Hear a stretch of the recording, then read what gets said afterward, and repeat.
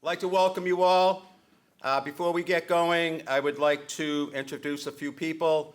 The Lynn Chamber Chairperson, Eileen Jonah.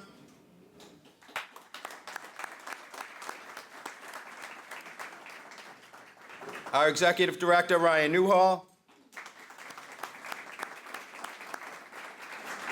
And our always on the ball administrator and all of the above, Christine Niels.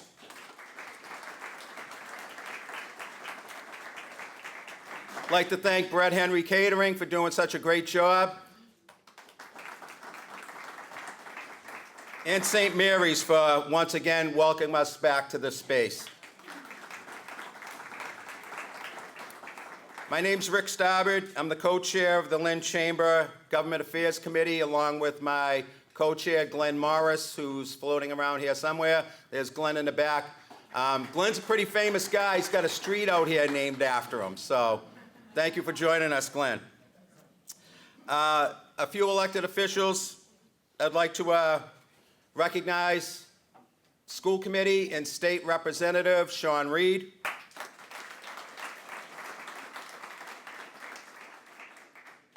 Lynn Ward 2 City Councilor Obed Matul.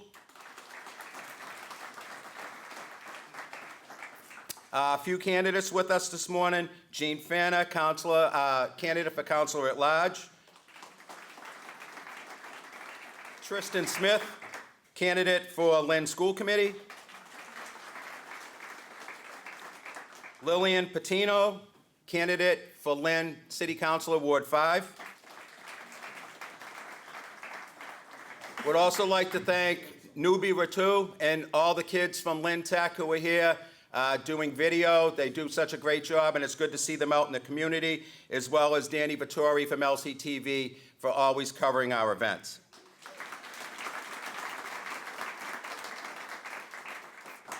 I'd like to recognize Amy Sarro, the Director of Financial Administration for the town of Swampscott. Mazi Galaska, Director of Community and Economic Development for the town of Swampscott. That's the Jim Cowdell of Swampscott, right? Alice Anito, the Interim Director for the town of Nahant.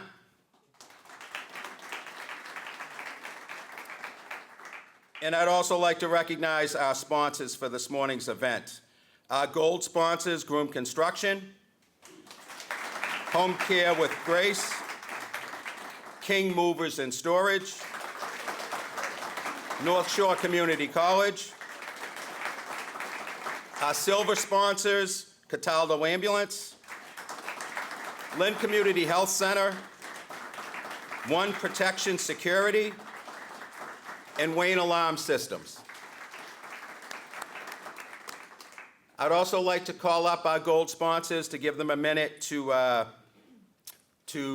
talk about their companies as a gold sponsor. But first, I'd like to welcome up Dave Angaramo from St. Mary's. Again, this is an awesome space, and we appreciate being back here. Thank you, Dave. Thanks, Rick, and welcome, everyone. It's our pleasure to host for the second year in a row. We hope to continue to do this. Welcome to St. Mary's. Glenn Morris was mentioned. I will say you are sitting in the Baldini Engineering Labs during the school day. The wall is drawn, and these are two separate engineering labs within the STEM building that opened 5 years ago in the fall of 2020. Glenn Morris was instrumental in the design of this building. This is Morris Way right behind us, so let's have a big hand for Glenn.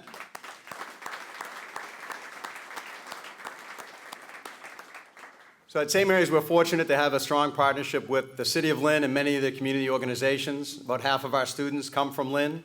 The other half come from 30 surrounding cities and towns, including Swampscott and Nahant.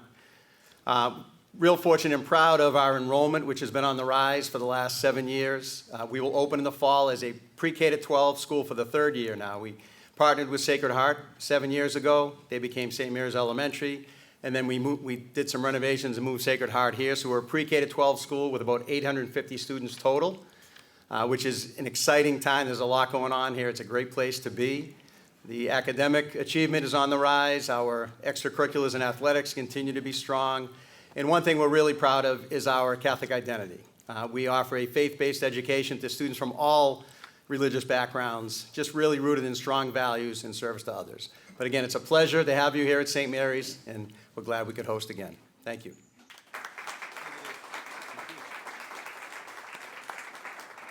All right, Ryan, you heard that. You can mark it down. We're back next year.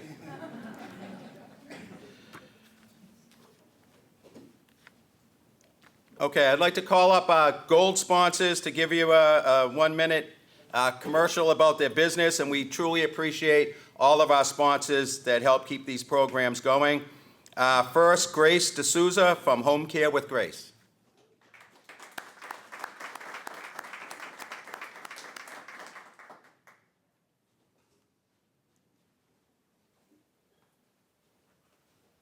I was told it was 2 minutes. 2 minutes. So now you want a refund? Now I've got to cram it into 1 minute. Okay. Thank you so very Well, much. one of them decided not to speak, so you can cut it. Oh, wonderful. Good morning. I'm the new owner of 150 Market Street, second floor, since April 30th this year. 1 month prior, I became a member of the Greater Lynn Chamber of Commerce. One of the wisest decisions I have made. We are an AFC adult foster care program, homemaking, personal care, companionship, and we accept other insurances and self-pay. This year, we are celebrating 10 years in business. We made it through COVID, lost clients, and the in-between. If anyone says to you, hard work does not pay off, ask them if they met Grace D'Souza. As a 3-year-old, I knew the meaning of service, respecting others, loving your neighbors, being kind, giving and not looking back, and caring for the widows and children. Home Care with Grace grew out of those principles my parents instilled in me, and I remember every lesson they taught me. Today, I'm the proud owner of Home Care with Grace. Yes, many times I questioned myself about the business, and that still voice kept saying, look beyond what you cannot see.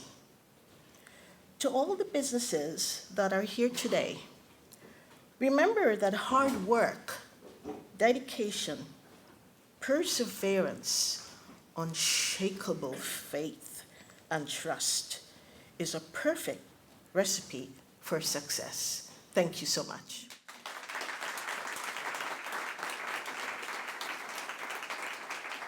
Thank you, Grace. Next, I'd like to call up Santiago Aguiar from King Movers and Storage.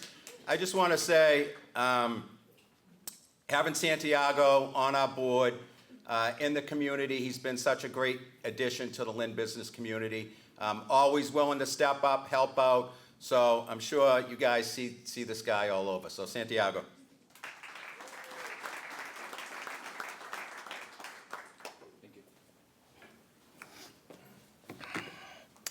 All right. Good morning, everyone. My name is Santiago, and I'm the founder of K Movers and Storage. It's truly an honor to be here this morning to sponsor this forum and to share space with so many leaders who are shaping the future of our communities. I came to this country as an immigrant. I started my company with one truck and a big dream. A dream to serve businesses with respect, hustle, and heart.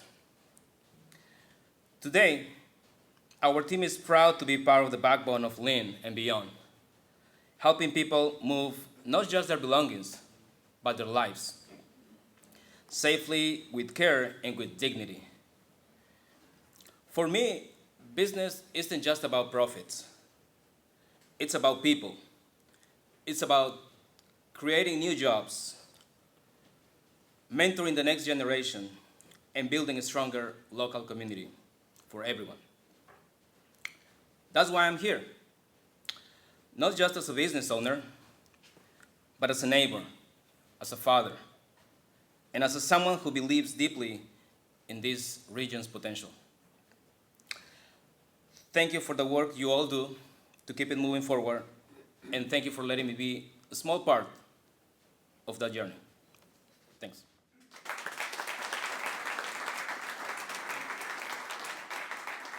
Thank you, Santiago. Next, I'd like to call up North Shore Community College to say a few words.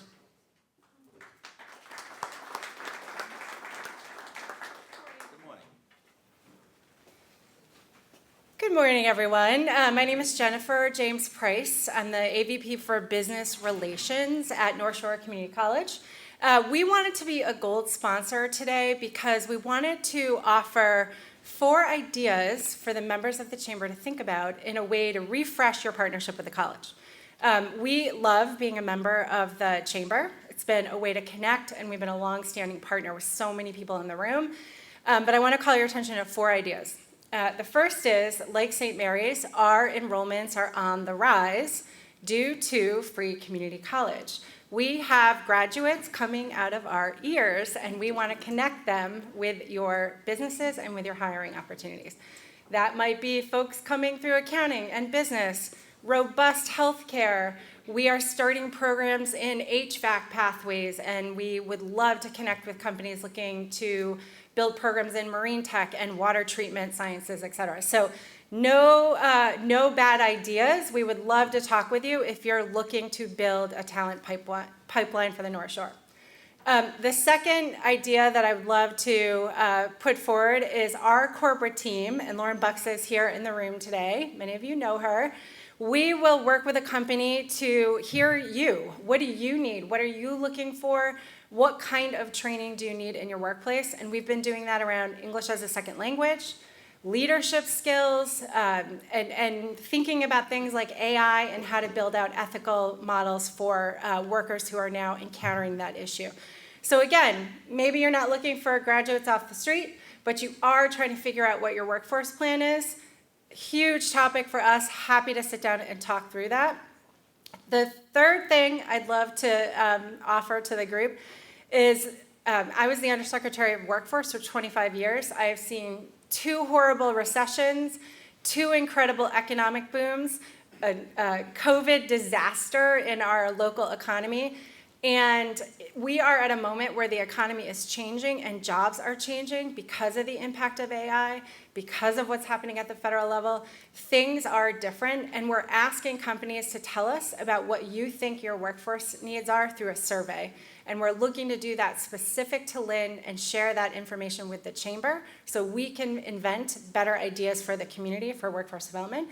So if you're willing, the survey is at northshore.com/corporate, and we would love your input, especially if you maybe don't want to sit down and have a conversation, but you are really deep in this topic and you're trying to figure out what your future looks like.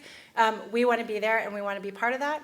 And the fourth idea is come visit us. We have 2 incredible campuses, some incredible sim labs, and new work happening every day, and we would love to host you. So come find me. I'll give you an old-fashioned business card, and we can set up and connect on any of those ideas. So thank you. Great.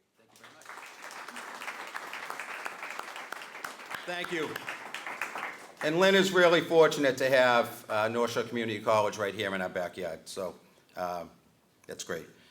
The first speaker I'm going to bring up, I think everybody knows, the Executive Director of EDIC, who's here this morning, along with his fantastic board that keeps him going.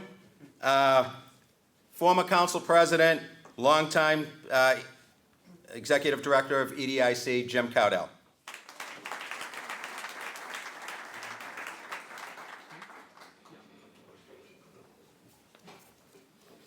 Morning.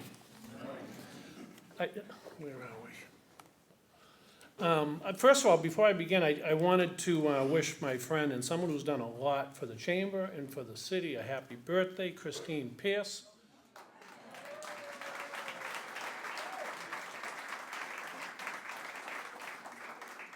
I don't know if you want to give a speech or not. No. I want to thank my board of directors. Rick Starboard, who spoke, is on the board. AJ is here. My friend Ted Smith is here. The staff at EDIC, thank you for everything that you do. In the chamber, I mean, you have been my partner for 20 years now, and so I really appreciate everything that you've done. So let's begin. So if you forget, I'm sure you'll remember everything I say today, but if you don't, remember this, right? These are challenging times, and that's not breaking news, but really, these are challenging times that we're facing, whether it's we don't know what the impact of tariffs will be, the cost of goods. I can tell you this, though, developers do not like uncertainty. So these are challenging times. When you look at the state of Massachusetts, they had less economic growth than the country for the first quarter of 2025. And I did this slide about a week ago, and my last bullet point said, the city is taking proper steps under Mayor Nicholson to ensure maximum results for developments. And I was reading the paper today, and Michelle Wu, Mayor of Boston, said this yesterday. Although we're facing the same uncertainty that cities everywhere are dealing with right now, the reality is that Boston is in the best possible position to weather this moment. I echo those sentiments exactly. So, EDIC, we look at data all the time, and that kind of guides us as to where we should be focusing and putting our resources. So, when you look at the Lynn's key sectors, industrial, construction, administrative services, we outperform the state of Massachusetts in every one of those sectors, and I'm really proud of that. When you look at industrial and office real estate throughout the country, those are challenging sectors, but here in Lynn, way better than the state, we have very strong occupancy. And the last bullet is just to emphasize that these are challenging times, but I think that we are in a great spot to continue our momentum. So I realized that nobody in the room can see this slide, and it's a wicked good slide, too. And so it's comparing Lynn to the state by industry, and the top circle is manufacturing, and that's really strong, and it's growing. That orange circle, if I brought that to the mayor, he would be looking at me saying, what is going on? That's healthcare, right? And so that's showing a strong decline, but I can explain that. So this is a 5-year period of time. It's from 2019 to 2024. 2019, Union Hospital closed, so we lost 800 jobs, so that captured that.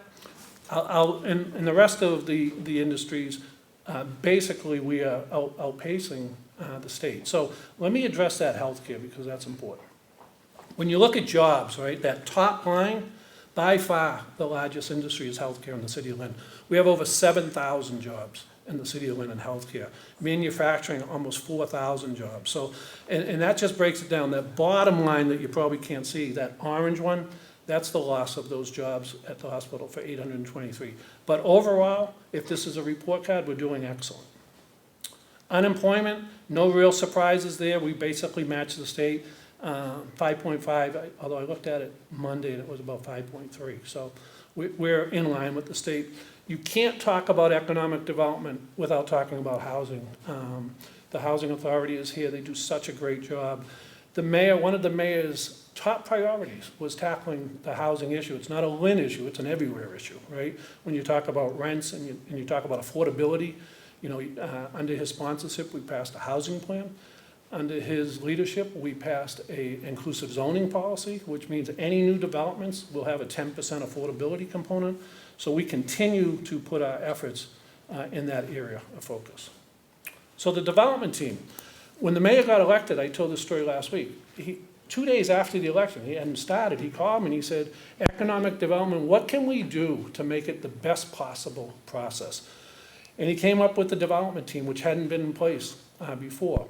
So when a developer comes in, before Mayor Nicholson, when a developer came in, they would maybe go see the executive director of housing, maybe go see EDIC or the planning director or a city councilor, kind of bounced around. So under Mayor Nicholson's leadership, the development team was created. So when a developer comes in with a project, he or she is sitting before the entire team, right? You have planning, housing, inspectional services that does all the permitting, et cetera. So you're not getting bounced from one department to the other.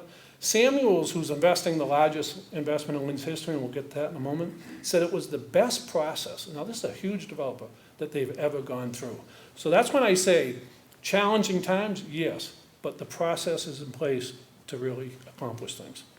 Aldi's is coming to Lynn. So Big Lots everywhere, that the chain went out of business. So they're coming to Lynn. They're coming in to meet the general manager with the mayor and I later this month. So we don't have any specifics on the opening yet, but as soon as we get that, the mayor and I will let you know. So I told you last year when I was standing here that when COVID hit badly, and I'd never seen anything like that, but businesses didn't want loans. They wanted grants just to pay their bills. Last year I said starting to come back. This year I'm proud to say it's really back. So we're small. We work with all the banks in the room. We did 29 loans. Those are some of the businesses. But we put about $250,000 into the local economy. The waterfront, right? So in order to develop the waterfront, the first thing we needed to do was set a vision. Because you go back not too long ago, 10, 20 years ago, you have used car lots, you have fast food restaurants, you had a flea market on the waterfront, et cetera, et cetera. So we set up a vision, we have a process that I outlined, so let's take a closer look. So when we got together, we had 19 meetings and wanted to meet with everybody, the business community was there, the residents were there. We had this goal, everybody knows Lynn Shore Drive, right, in the boardwalk. We had a goal, let's put the goal of creating a boardwalk from GE Bridge all the way to the MDC Road. So I know that's a huge goal, but that's where we started. If you go back just about 5 years ago, that yellow line indicates where a boardwalk was. So it was by the yacht club, by Heritage State Park, and then it stopped, right? By the end of the summer, this will be the new boardwalk. So that will go from the yacht club that I described, it will go behind the North Harbor project, behind Clock Tower, all the way to the commuter ferry site. So that dream that we have, it's starting to come. So development is happening, that boardwalk is happening. So I just wanted to update you on that because you'll be seeing that boardwalk being constructed this summer.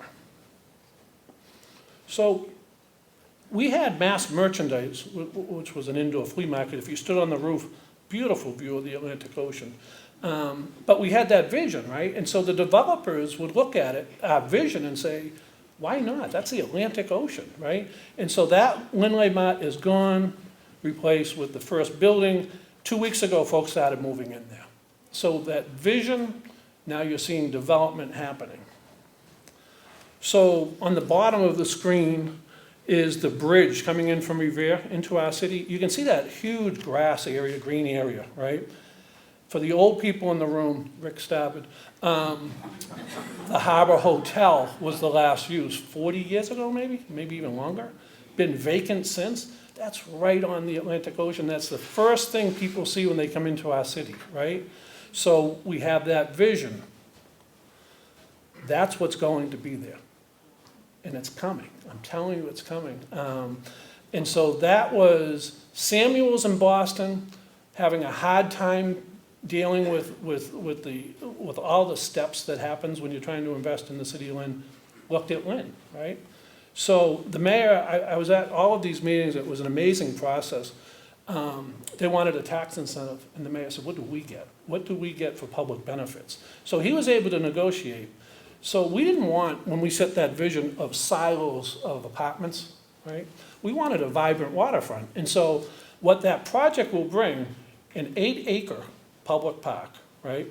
A commercial district that thrills me because it's not going to be just apartments. You'll have that park, you'll have a commercial district with restaurants and shops. We'll have, when you look at development along the waterfront, right, in Revere and other cities in this area, not one of them offered affordable housing. 10% of these units will be affordable. They'll pay a lot of taxes over the years, and there'll be 850 units. That's the largest investment in Lynn's history, and it's coming. The City of Lynn approved it. Now they're going through the state permitting process.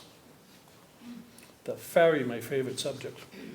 So last year, 40,000 people took the ferry.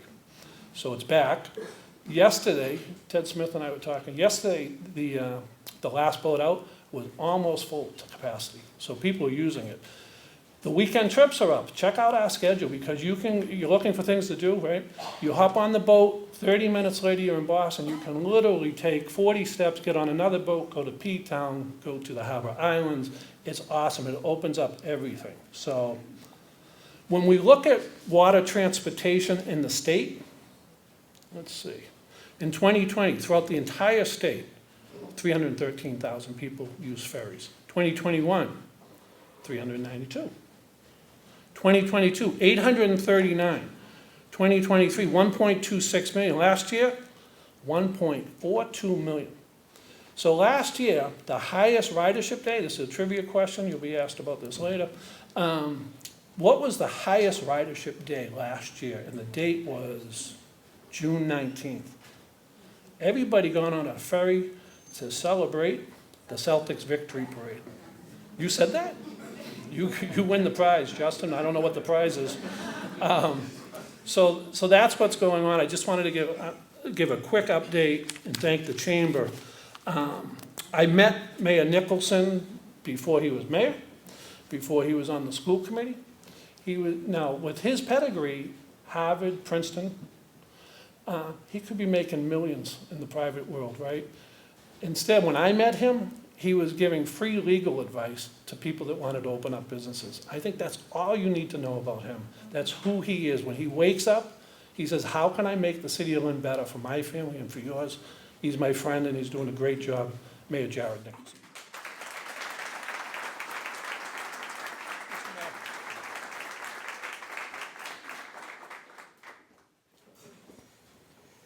Good morning, everyone.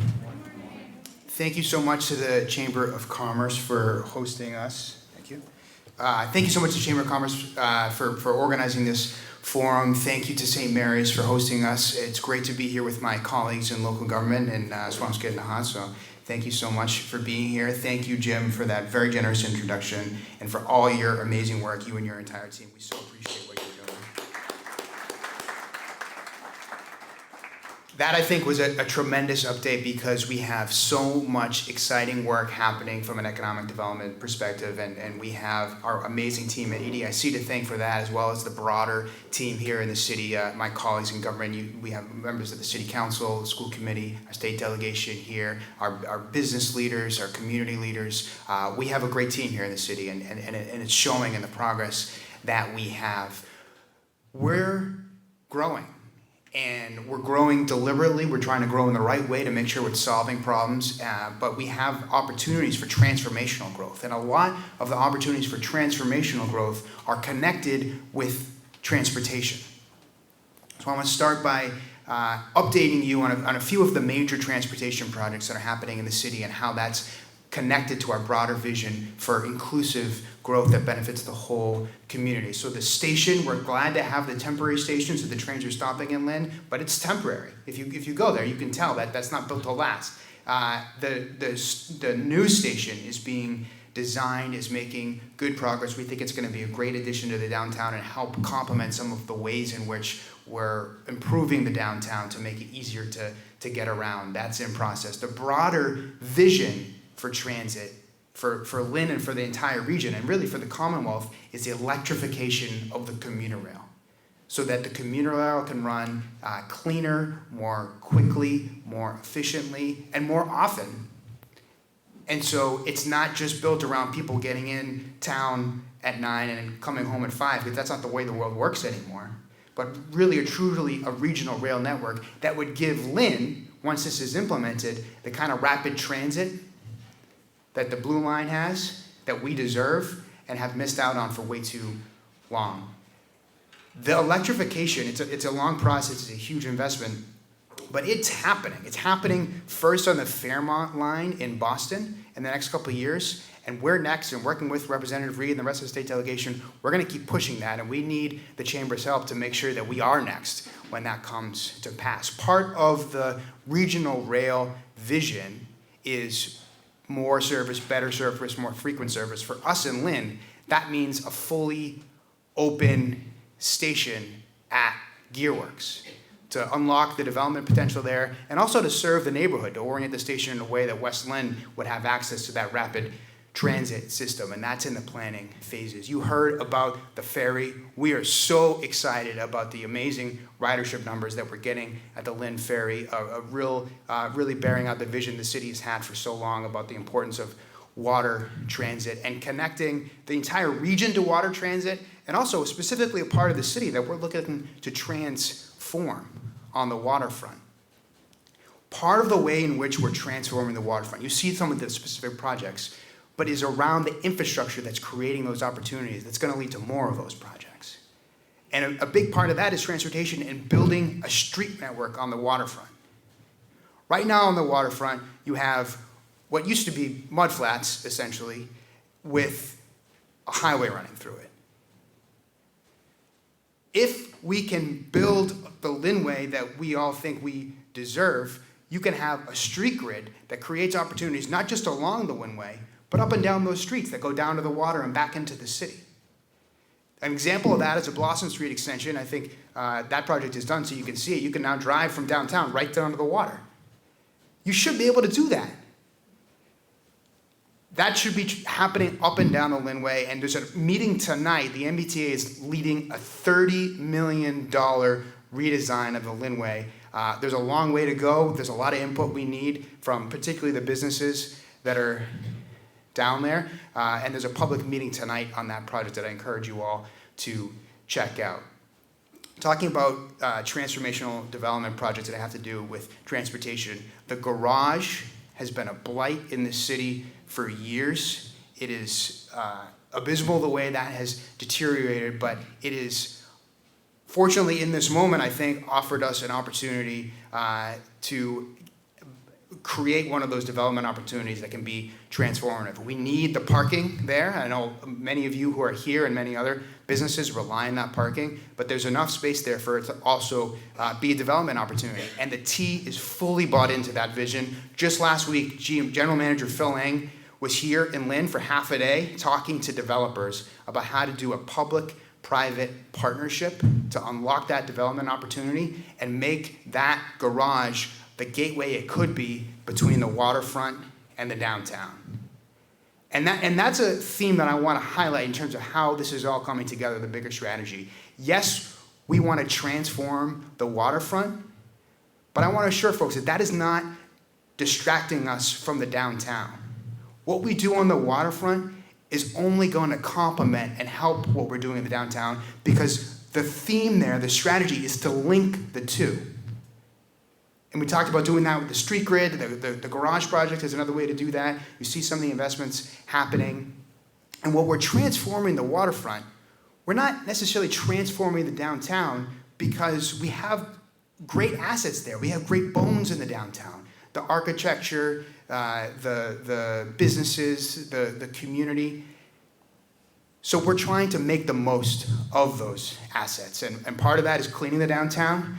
City Hall was out every Friday in May helping to clean up Union Street. We're encouraging those kinds of projects. We have a great partnership with ROCA, which has created a workforce development program. So folks that are trying to get back into the workforce have a cleanup crew that has been phenomenal. They're all over the downtown, and would encourage you to reach out to my office if you have projects on that. And we've started that with American Rescue Plan Act funds, federal funds that ran out, and we've been able to extend that in the city budget. So that's moving forward. Lighting at night.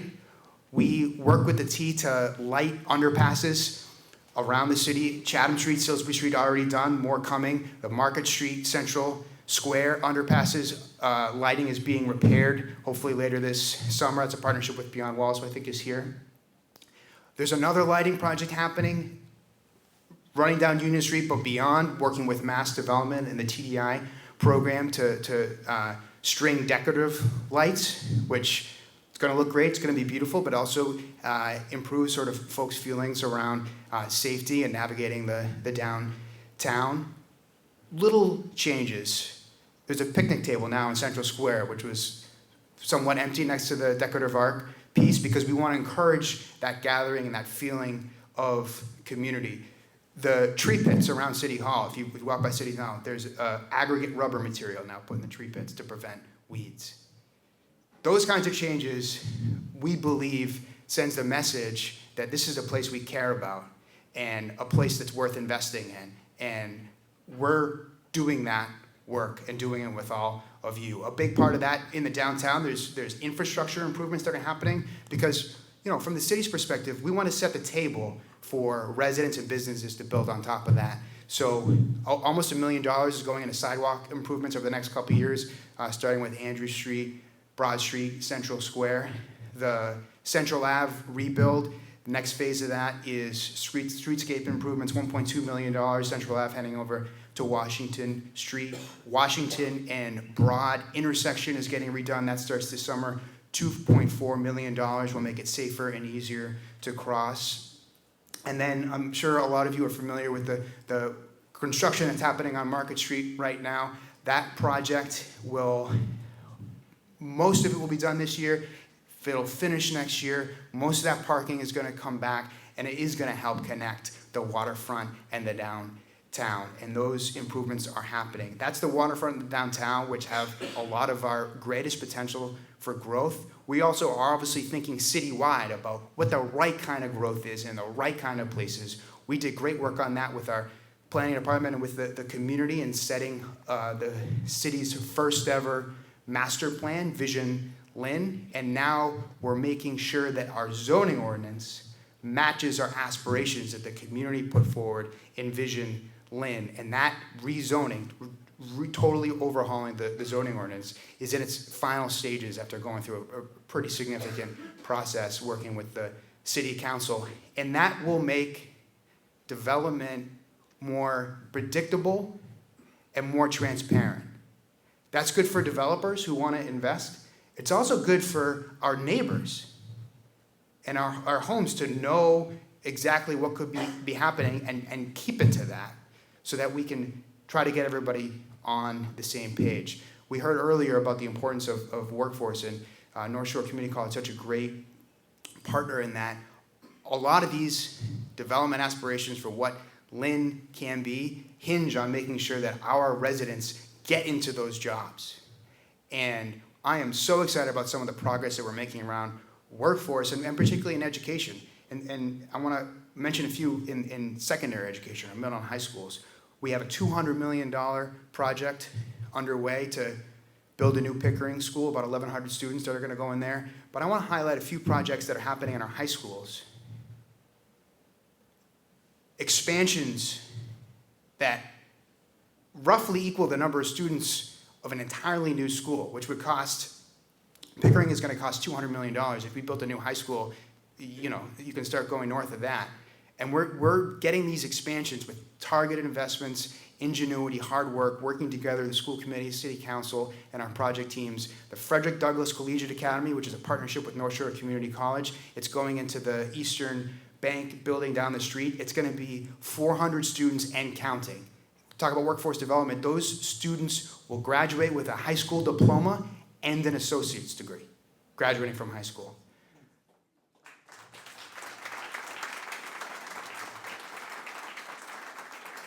A new school is opening up at the old classical building, the City Arts and Science Academy, design-focused, project-based learning, perfect for workforce development. That's going to be 300 students and counting, a new school that's opening up. Lynn Tech, a jewel here in the city of Lynn, and something former Councilor Rick Starbird knows a lot about. We're adding seats at Lynn Tech all over the Commonwealth. People are wringing in their hands trying to figure out how can we get more students into vocational schools because that's where they want to go, because they see the value. We're adding 200 seats. We made some moves in educational programming, freed up some space, opening a biotechnology shop with state-of-the-art equipment, preparing students for those jobs, and a construction craft laborers shop as well. 200 seats, 400 seats, 300 seats. That's almost 1,000 seats. That's almost a new school that we're adding. And it's an investment, tens of millions of dollars, but it's not hundreds of millions of dollars that it would cost to build an entirely new high school. And so we're so excited about the progress there.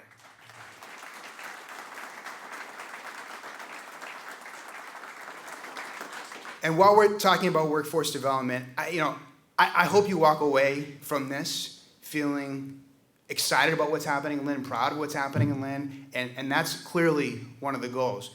But I also want to be transparent that not everything happening in Lynn right now is positive. And from a workforce development perspective, because we're here talking about that, whatever your politics are, I want to tell you that I believe there are people getting caught up in immigration enforcement who shouldn't be. This is an economic development meeting, and so I'm going to point out that that's affecting our workforce. It's affecting our employers who are hiring and looking to retain their employees. It's affecting their business and their sales and the customers' comfort and going into their businesses. And it's a huge problem that we're looking to address. A lot of it is beyond our control, but we're going to do everything we can. Next.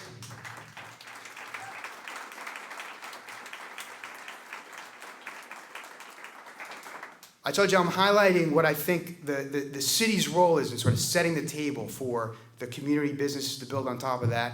We talked about development, workforce development. A key part of what the city can put forward is quality of life. And I think a key aspect of residents' quality of life in a city, in an urban environment, is our public spaces. We have a great partnership with the town of Swampscott that's looking to clean up Kings Beach, which hopefully will be bearing fruit soon. Our park system is getting an unprecedented level of investment, which was going to lead to major breakthroughs. This summer, in a few weeks, the Lynn Harbor Park is going to open on the Lynnway, over 28 acres of landscaped, beautiful park with breathtaking views of the Lynn Harbor and the Boston skyline. We're very excited about that. And then all over the city, if you go down to Lynn Commons, that fountain now works. Berry Park has been totally redone. That slide, my kids love. And it's right next to the new splash pad. Cook Street Park, totally redone. They like the zip line there. Kiley Park, which is my neighborhood park. Keeney Park at Lynn English will open soon. Lynn Woods, if you haven't been up to Lynn Woods, it's amazing. Right next to the entry to the now permanently restricted parkland in Lynn's Woods. A beautiful compliment to that. The older kids can go into the forest and the little kids have a beautiful, nice playground. Gallagher Park will be done soon. McManus Field opening this fall. A new artificial turf field for the City of Lynn student athletes, which will be tremendous. And Breed Park is being redone as well. We're so excited about how this is all coming together. It doesn't happen with the amazing collaboration that we have with our City Council, School Committee, State Delegation, Federal Delegation, folks like EDIC, and of course, the Greater Lynn Chamber of Commerce. We appreciate all of your help and support. Thank you.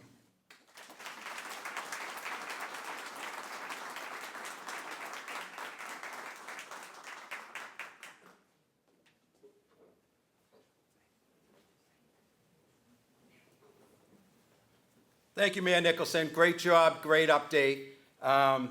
Jim Cowdell referenced my age, even though I'm not quite as old as Jim. My high school job was working at Building 19 down on the Lynnway, and my wedding reception after party was at the Harbor House. So, and it is great to see those spaces activated down there. The mayor referenced downtown and the activity downtown. Just last Tuesday night, the Chamber hosted a poker pub crawl downtown where we bounced around between 5 great restaurants down there. Had a great time. Safety was never a concern as we walked the streets going from bar to bar. And we Ubered, right, Christine? We were responsible. And we had a great time down there. There's so much that goes on down there in the Black Box, Thursday night comedy nights, down at Lynn Arts with Creative Collective, and Tia Cole is here from Creative Collective. There's music that takes place down there. So downtown Lynn is really a fun place to be, and you should all visit it. Where did my notes go? Whoops. Glad I have another copy. One of the great things about this annual meeting is that we get to come together as the various communities that partner a lot, and a lot of our initiatives and places to go, places to work, places to play, and it's great to have representatives of our neighboring communities like Nahant in Swampscott here with us. And while there's change going on in the leadership in both those towns, I have no doubt that they'll continue on the track that they've been on. So with that, I would like to introduce our next speaker, Gino Cresta, who's the interim town manager from the town of Swampscott. Thank you, Gino.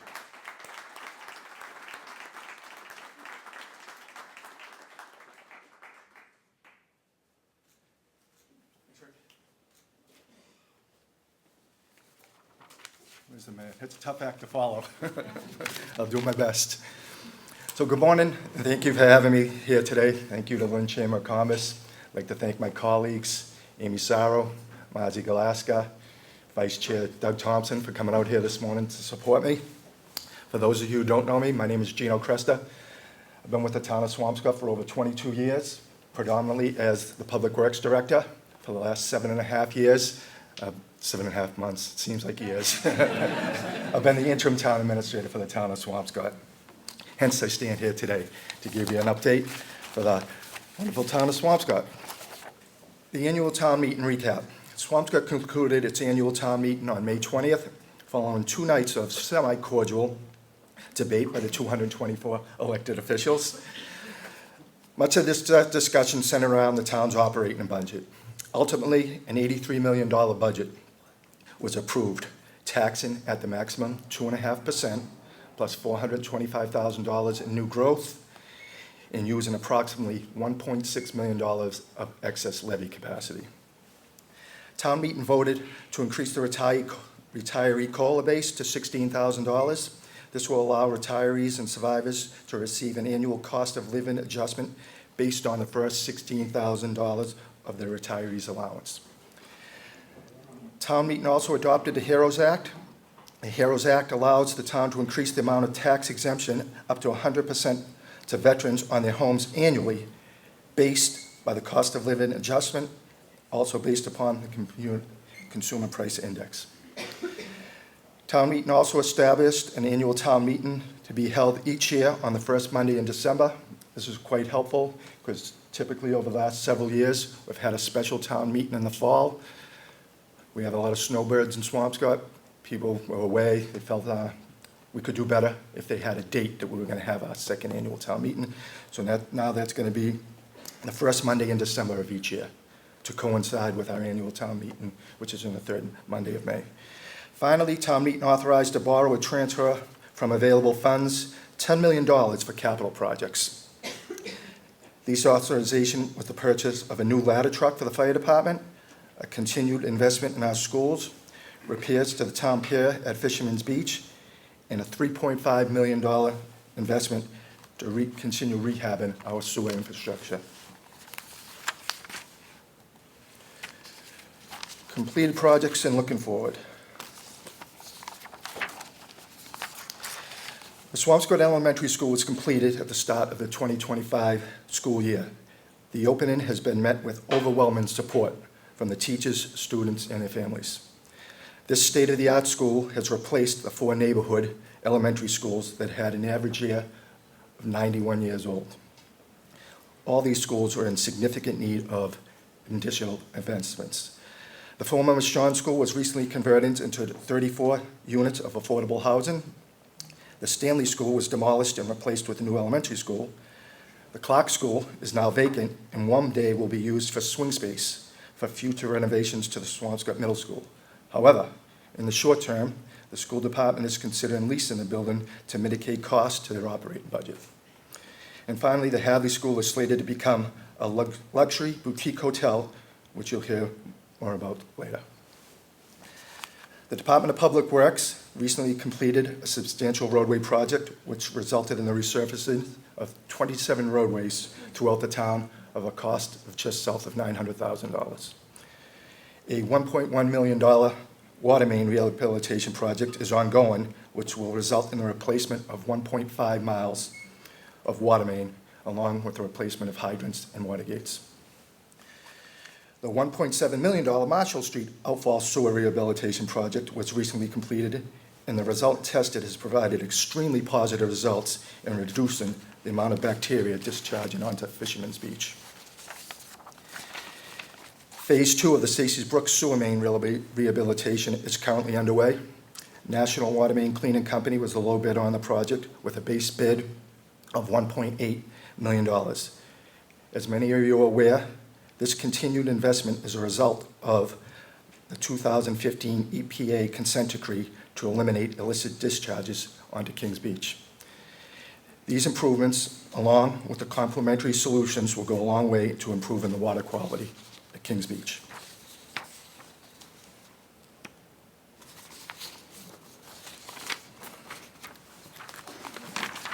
The Delmar. What you're looking at is a conceptual drawing of what will be replacing, or actually modify the Hadley School. I believe they'll be removing the annex and modifying the original structure. This is being transformed, as I said earlier, as a luxury boutique hotel through a partnership between the town, the Delmar Hotels, and the Clearview Group. Key highlights of this project include over $26 million in private investment, more than $300,000 in annual tax revenue for the town, job creation during construction and for hotel operations in excess over 100 people. The 56-room hotel will have spa facilities, a restaurant, and support for local businesses along Humphrey Street.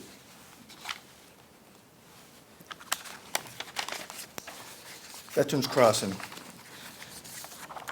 The town of Swampscott is partnering with B'nai B'rith Housing to develop 41 units of affordable housing with a preference for veterans and Swampscott residents. This project will be located on Pine Street, site of the current VFW post, and conveniently located near the commuter rail line. Key highlights of the project: over a $24 million investment, 41 units of affordable housing, including 23 units for very low income households at or below 30% of the area median income, 18 units for households earning up to 60% of the AMI, job creation during construction and for property management, and amenities which include a community room and a fitness center. Well, let's go back for a second.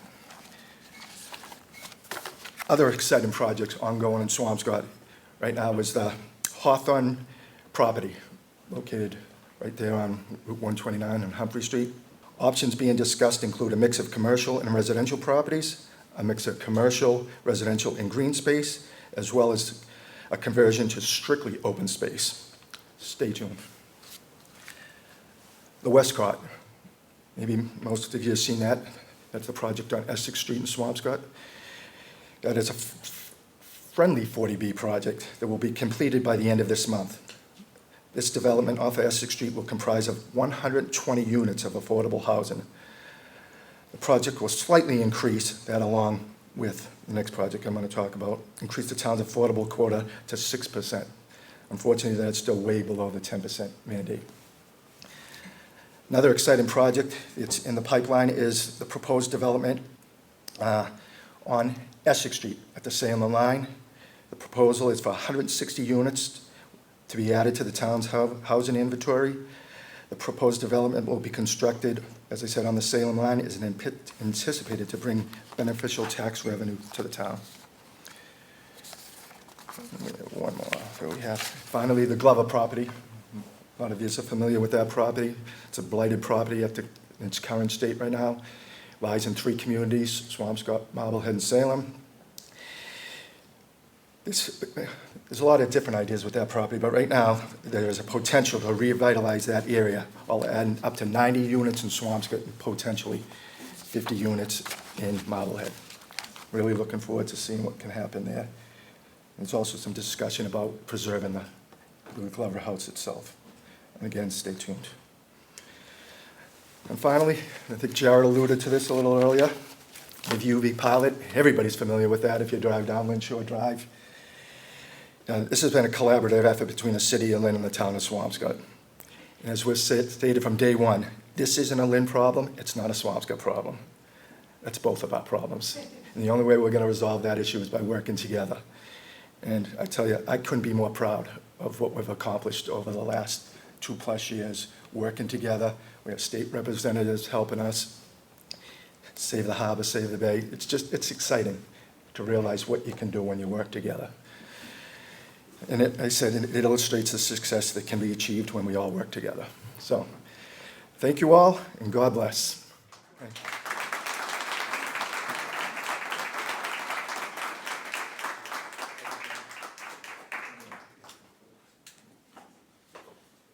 Thank you, Gino. And to touch back on the Kings Beach project, our next Government Affairs meeting on July 9th, we're going to take a deeper dive into that project along with Representative Jenny Amini, Senator Crichton, hopefully the mayor, and Ward 3 Councilor Coco Allingson.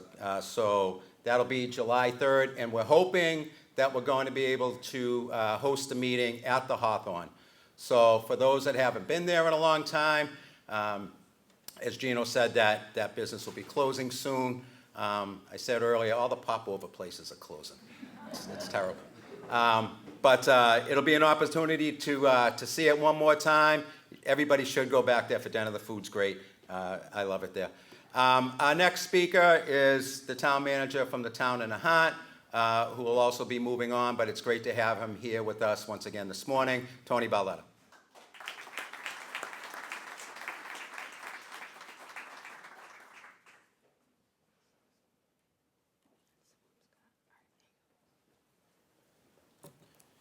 Good morning.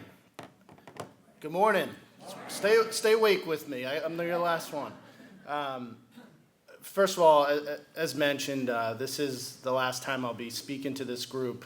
I'll be moving on from Nahant to Manchester July 1st. And the last 7 years in Nahant and in this, community with Lynn and Swampscott has been an amazing experience. And this group, I want to thank the Chamber for putting events like this together. It's done a remarkable job of getting our communities together and to think more in that way. Also, here with me today is Allison Nieto, our finance director. She will be the interim town administrator starting July 1st, so please wish her luck.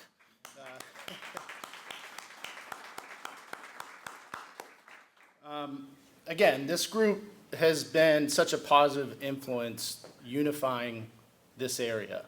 I grew up in Nahant, went to school in Swampscott, spent time in Lynn. It means a lot to me as it does to you. And I think, it's really important that we break the mold of thinking as individual communities. And I know probably what you're thinking. It's hard to do, and it's always, it's hard to get those things accomplished, but we have to think that way. It's impossible for our towns to accomplish these things on their own. It's just too hard in today's economy. The way the cost of things are far exceeding the revenue streams that each of our towns are enjoying. I say sarcastically. If we can do things regionally and save our towns money operationally, we can then invest in the things that, our residents truly enjoy. I think that as I mentioned, a lot of our residents, went to Lynn English or went to Lynn Classical. Their kids are going to Swampscott, they're going to St. Mary's, they're going to Lynn Tech. We are a larger community. I mean, Nahant's very prominent, right on the Lynn seal. So, we have to think that way, and we are. The things that you're doing with the ferry doesn't just benefit Lynn, it benefits the entire area. So many of the ridership there is from Nahant or from Swampscott, right? Swampscott and Nahant just signed we're working on an intermunicipal agreement on our building commissioner. Thanks to Jared for stealing our building commissioner, which we stole from Reading, so it's fair enough.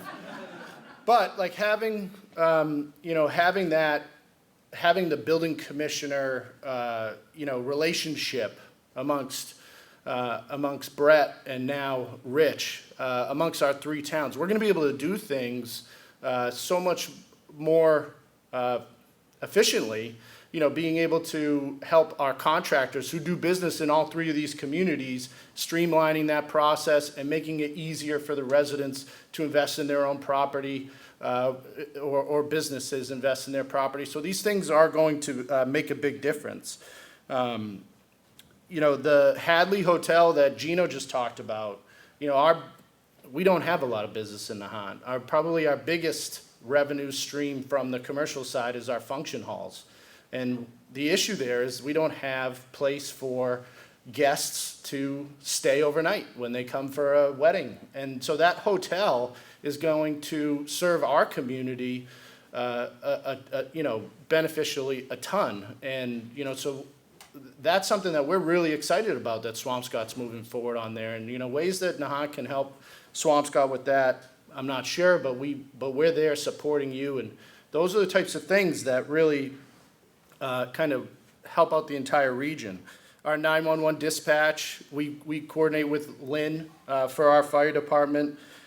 Kings Beach, is a big issue with Lynn and Swampscott, but Nahant's right there too. The water doesn't just touch the shore of Swampscott and Lynn, it touches Nahant too. And that beach goes from the Hawthorne all the way to Tides. So it's a regional destination, and it's important that Nahant is there to support Swampscott and Lynn in getting that place cleaned up. The transformation that the Chamber and Jared was talking about in Lynn is going to, it's amazing to hear about all the things that you guys are doing. And, 10 years ago, were giving that speech, people would be like, yeah, right, never gonna happen. Transformation is change, and people have a hard time, getting on board with that stuff. But we, as leaders, and you in this group, can help, get those things done. It's like teaching your kids to eat pizza, for the first time. Jared knows what I'm talking about. They'll fight you, but as soon as they eat that first slice of pizza, and usually, I'm going on because I have young kids and I deal with this on a daily basis. But when there's 10 other kids around the table eating pizza, they'll say, okay, let me try it. And then they love it and they want it every single night. That's what we're talking about here. Like, you gotta build it and you gotta get it there. And then all those people that, maybe were hesitant in the beginning, they see it and they want more of it. They want more and more. And Jared, Gino, Allison, myself, whoever's in these positions, we need your help. We need your support on all these things to get the rest of the community on board and get them to see the vision so that we can, progress on these projects, and then they will come to the table and they'll enjoy it. So that's my pitch on my way out the door to tell you guys to step up. The top issues to address in Nahant are climate change preparedness, as it is for the whole region, aging infrastructure, housing. We have a public safety building project that's at the top of our list as well. Climate change preparedness, I've talked about this at every meeting. It's one of those things that it's extremely complicated. There's so many different legs to the stool, and it's one of those things that you just kind of forget about. People talk about it and they say it's important, but it really is a everyday issue that we're trying to battle. And there's many different ways to approach it. There's local bylaws that regulate how you can protect your own property, how to protect your neighbor's property. Putting those things in place where, a wetlands buffer zone or a stormwater bylaw are things that residents weren't really supportive of in the beginning. But once you get them through and they start to realize, okay, this is gonna help me protect my property so my neighbor isn't just, pushing water onto my property when that flood or high rain storm comes, it does make a difference in small bites. Preventative infrastructure, so building protection along the shoreline to prevent those floods from coming is usually the first thing people think about, but it takes the longest, and it's the most expensive thing to do. The permitting, the studying, the designing, the construction, it's an extensive effort, and we have to keep up on progress there, but it takes so long that we have to be doing things in the meantime, and that is helping improve our responsive infrastructure and equipment and procedures. So, in Nahant, we've invested in a lot of equipment, pumps, procedures, so that odds are we're not going to be able to build seawalls to protect the town from the next storm in time. So we need to be investing in stuff that's going to help us respond to that storm when it comes. So we have, since 2018, the storms in 2018, the town experienced $2.4 million worth of storm damage. We had neighborhoods that were underwater for 4 days. We haven't had that since. We've been able to improve our stormwater systems. We've been able to, like I said, now we actually, we've invested in our emergency response team. When we have a storm, now every winter, for 6 months, we all have the the astronomical high tide circled on our calendars. We know that on those weekends, we're going to be on a high alert. And if there's a storm coming that weekend or any weekend during hurricane season, we're meeting a week ahead, 5 days ahead, 4 days ahead, and we're actually at a point now where we've kept track of data that we can kind of pinpoint the most vulnerable parts of the town for that storm based on, what the high tide level is going to be, what the storm surge, the temperature, the wind direction. We can say, okay, the north side of the town is going to get hit really hard this time. We want to put extra protection there. This is where we're going to put our pumps ahead of time so that when that comes, if we do experience a flood, we're able to de-water quickly. We've also looked at, and that goes to the observation and planning. We now do a drone flyover of all of our coastal properties on an annual basis to see what type of erosion has occurred. And if we do have a big storm, we'll do that same drone survey, which helps us if there's a state or emergency and we have to apply for FEMA for insurance funding to help us repair those properties that were damaged. We're able to show them pictures of a before and after and clearly identify exactly what damage was caused by that storm. When you don't have that, you're battling with FEMA, as we all know, battling with FEMA on what the true cost is and what the town can get to help make those repairs. So there's a ton of different elements to climate change preparedness. And it's a very long process, but there's a number of different things that we've been doing in the town of Nahant. This is pictures from that 2018 storm. You can see that most of the town was underwater, and this is our main road out of Nahant. So when this road gets flooded, it's not, we can't get emergency personnel to parts of our town and even people out of the town. These are some clips here on a 4-foot and 6-foot. It's probably hard to see there, but the dark blue is when the sea level rises at this rate, this is the type of flood impact that we're dealing with. Now, day-to-day sea level rise is we have time with that. But when we have a storm surge, these are the types of things that we're preparing for. And we're actually coming up on the anniversary of the last 100-year storm. We're coming up on that 100-year anniversary of the last time a hurricane hit this area. And it can decimate Nahant and parts of Lynn and Swampscott as well. At 8 feet and 10 feet, you can see, Nahant is split into 3 different islands. The causeway is flooded, the rotary is flooded. That's an area that we're hoping, Lynn, Swampscott, and Nahant can come together and work with the DCR and the state on helping improve the flooding that's happening at the rotary. It's a main intersection for folks from Swampscott and Nahant to get out and especially emergency personnel. So, you know, if that rotary is flooded, no matter how much work we do in Nahant, we can't get people to the hospital in an emergency. So that's a major issue for us, but it's a regional issue that we have to be approaching as a group. Aging infrastructure, as many towns are dealing with it, as Jared and Gino mentioned as well. We've been doing a lot of work to repair our sewer, water lines in town, our stormwater work.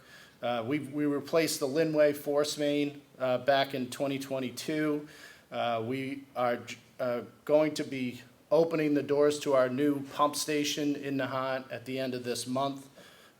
We're constantly working on II, which is getting stormwater out of the sewer system, because when the stormwater gets into the sewer system, it overloads our sewer system, which then, you know, has a negative impact and puts pressure on the Lynn Water Treatment Center. And we're also looking at our Willow Road. We have another force main in town that needs to be replaced. As I mentioned, we have the public safety building. We're getting started on a study there, to hire a designer to come in and work on that project. Since 2011, we've utilized about $2.6 million of the MWR zero interest loan. So being part of the MWRA has paid off tremendously for all our communities. We've also invested about $250,000 annually on roadway improvements, and we've utilized the CPC in Nahant, the Community Preservation Act, to about $2.5 million since 2019, which is investing in the historical properties, recreational open space, and housing. And the CPC, so as I mentioned, you know, towns, our budgets are so light, so thin on the margin. Oftentimes, after you pay salaries and benefits and, you know, your operational costs, you don't have the money left over to invest in a park or invest in maintaining a historical property. The CPC allows us to do that. We're able to use those funds to keep progress going on those types of categories. On housing, the town completed a housing plan in the last couple years. We've also just recently at town meeting, we adopted the ADU zoning. ADUs are going to be a huge benefit to a lot of our communities, especially for elderly who are, you know, looking to stay in the community but can't afford on their fixed income to stay in their current home as taxes increase. So having the ability to potentially build an ADU, downsize their living situation and be able to maybe potentially bring in some rental income, well, it opens the door really for them to be able to stay where they want to be. Aging in place is what you know, the housing experts call it. On the community multifamily zoning, we're working currently. We've just hired Community Scale as a consultant to help us develop that zoning article, which will be hopefully having a town meeting in the fall, a special town meeting to take on the 3A zoning requirement. And Coast Guard, we had an old military property in town. It was 12 like single-family ranch style properties that were extremely dated, you know, 2x2 construction, really needed to be rethought of. And the town approved a redevelopment style there that was really focused on single-family living, limited to housing that's similar to the neighborhood around it. And we were able to sell 10 of the 12 lots so far as vacant, empty lots. So that project alone has brought in about $5.1 million so far, which has allowed us to pay off a lot of the borrowing associated with that property to the tune of $3.1 million. And so after paying off that debt, which deletes a liability for the town, we're looking right now at about close to $2 million in extra revenue that can be used for major capital investment in the town in the future. And we still have 2 more lots to sell. And then public safety building. Again, a lot of our property in town is converted old buildings, military. Our fire department is an old military building. Our public works building is an old military building. Our police department is an old elementary school that actually got moved from the other side of the street. And these are just, they're not conducive with the type of service that we're trying to provide. So this is going to be a major, public safety buildings are one of those things that, it's a extremely high cost investment that, for residents, it's hard to get them to buy in because it's not a park, it's not a school, it's a workplace. But both these facilities are extremely old, outdated. They don't work for what we're trying to do. So we're looking at building potentially a public safety building in the town of Nahant. Finding land is going to be a tough part of that, but hopefully we're able to put together a good plan and get that in front of the town, and then maybe expand on our regional 911 dispatch agreement with Lynn. That's for you, Jared.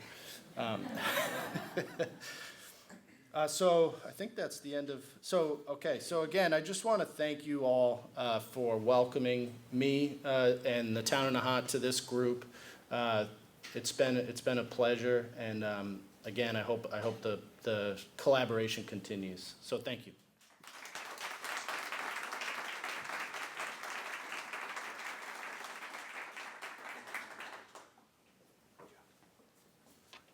Thank you, Tony. Great job. I'm sure the town of Nahant's going to miss you. We're going to miss having you here. You're always welcome to come.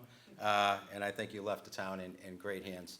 I'd like to thank Tony, Gino, Cresta, Mayor Nicholson, Jim Cowdell from EDIC for spending some time with us this morning, giving us an update of what's going on in the immediate neighborhoods around us. Just a few things coming up on July 19th, EDIC Veterans Fishing Derby, always a great event. September 20th, the Lynn Chamber in partnership with EDIC, the Clock the Rock race downtown to the beach. And on September 27th, our first ever food truck festival down at the ferry terminal. So mark your calendars for those. We hope to see you all on July 9th. And unless you work for Rick's Auto Collision, why don't you call in sick on this great day? So thank you for coming. Have a great day, everyone. We'll see you hopefully July 9th.